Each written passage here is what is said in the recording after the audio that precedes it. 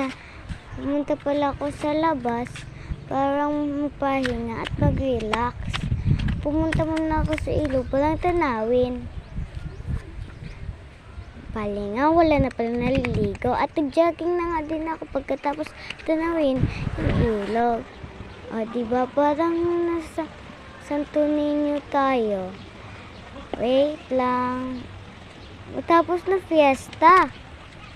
Valentine's na ngayon, nagtuturo pala ako ng dance kasi alam ko, pagkalaki ko, pangarap ko ng dancer.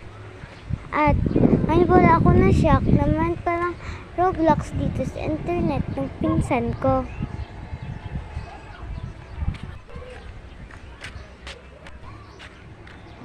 Ayan, kita nyo ba yan? May Mobile Legend pa nga. Kaya yung pagkatayo nito, hindi ko pala alam na may Roblox na. Maraming TikTok, Facebook, o ano pang marami dyan. Maraming nga, marilag ko lang yung kapatid ko. Wala ng bakla. Yun lang. Bye-bye. Please like and share. Thank you.